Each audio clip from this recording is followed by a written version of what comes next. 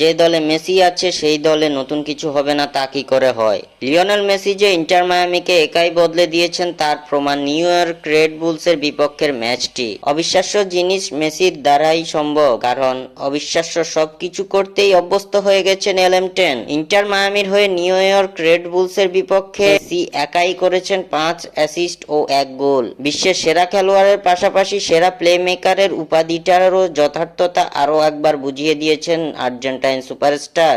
Major league সকারে Lionel মেসির 5 assist 1 goal ও লুইস সুয়ারেজের হ্যাটট্রিকে নিউ ইয়র্ক রেড বুলসকে 6-2 গোলে উড়িয়ে দিয়েছে ইন্টার মায়ামি। এদিনও শুরুতে পিছিয়ে পড়ে মায়ামি। ম্যাচে 30তম মিনিটে লিড নিয়ে নেয় রেড বুল। 1-0 গোলে পিছিয়ে থেকেই প্রথমার্ধের বিরতিতে যায় ইন্টার মায়ামি।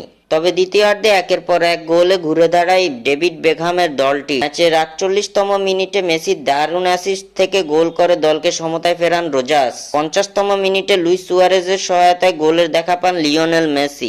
দলকে লিড এনে দেন মেসি। 62তম মিনিটে আবার রোজাসের গোল, এবারও অ্যাসিস্টে নামটি লিওনেল মেসি। ম্যাচের 68, 75 ও 81তম মিনিটে পরপর 3 গোলের দেখা পেয়ে যান লুইস সুয়ারেজ। সুয়ারেজের হ্যাটট্রিকে সহায়তা করেন লিওনেল মেসি। 3 গোলে অ্যাসিস্ট করে বিশ্বকাপ জয়ী এই তারকা, যার ফলে 6-1 গোলে এগিয়ে যায় ইন্টার মায়ামি। এরপর অতিরিক্ত সময়ে পেনাল্টি থেকে গোল করে নিউ ইয়র্ক রেড বুলস, তবে তাতে আর লাভ হয়নি। ফলে 6-2 গোলের বিশাল জয়ে দেখা পেয়ে যায় ইন্টার মায়ামি।